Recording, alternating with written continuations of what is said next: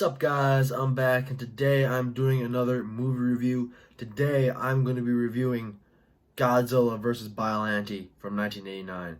Yes, let me tell you guys, this is the first time I've watched this movie in a while. And let me tell you, I loved it. I loved this movie even though the DVD that I have of Godzilla vs. Biollante is scratched to hell.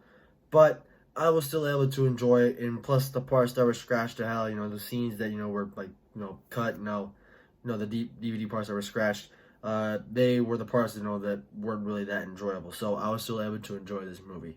So yeah, let's not waste any more time. Let's get right into this review. So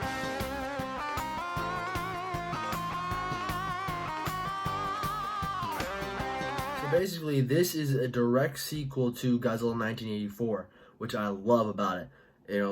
And the scientists, they're analyzing the wreckage of Tokyo, and they discover cells, the Godzilla cells, which in this movie they call it G cells, and everyone wants to get their hands on it in this movie.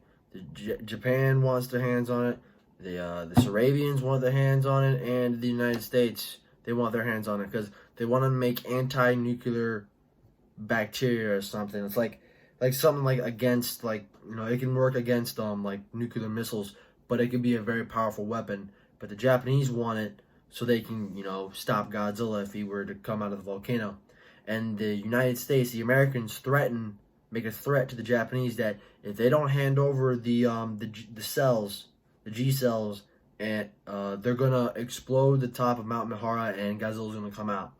Well, what happens is that they're planning on giving the cells to the Americans, but there's like a complication that happens, and it's complicated, and they aren't able to get the cells to the Americans. So Godzilla pops out of the volcano, and there we are. Let's backtrack a little bit in this movie.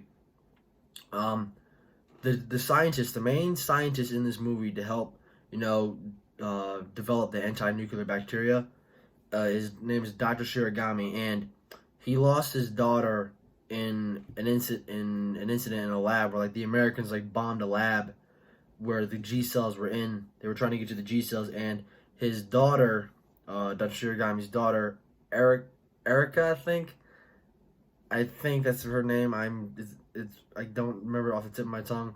Correct me in the comment section. I think it's Erica, and she dies, and he wants to preserve her some way. So there's a rose that was with Erica when she died, and it has her cells on it. So what does Dr. Shiragami do? And also, they need the cells to create the anti-nuclear bacteria. If I didn't say that already. So what Dr. Shiragami does is that he gets the cells and he crosses them with the rose and Erica's cell, which is a horrible idea, which is a very, very bad idea to do in a Godzilla movie. So he does that, and up out of this lake comes a giant monster that has a rose for a head and has tentacles, has Venus flytraps in the end. It's a weird monster, but it's a really cool monster. The monster's name is Biollante. It is a cross between Godzilla, plant, and a human. So yeah, that's basically Biollante. So once Godzilla comes out of the volcano, he's heading towards Biollante.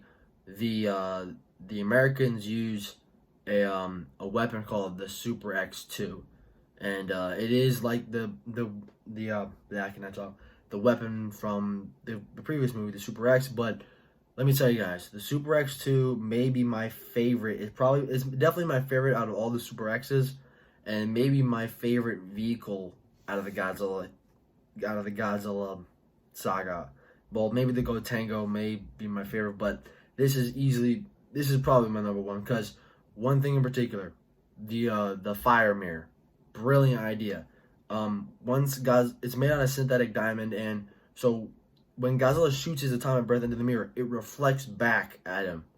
Genius. That's genius. It's an amazing, amazing idea. And that's why the Super X2 is maybe my favorite anti-Godzilla military vehicle. And it works. The fire mirror does work at first, but Godzilla's heat ray is actually able to melt it, which is crazy when the mirror is made out of synthetic diamond, which is crazy.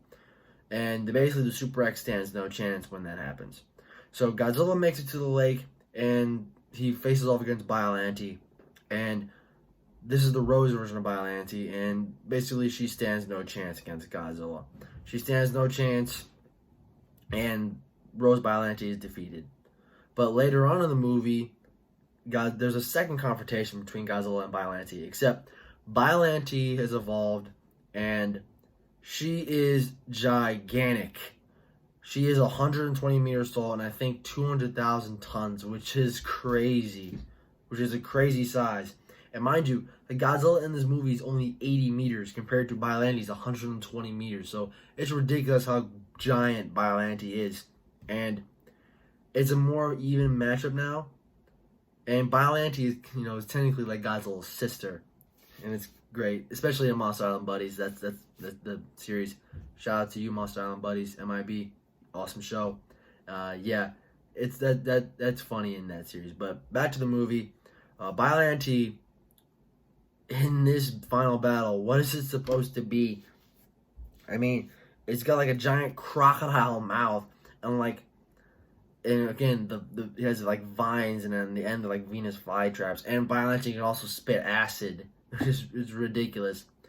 So yeah, it's a little bit of an even fight, but then Godzilla shoots fire and shoots an atomic blast into Biollante's mouth, and Biollante is basically defeated.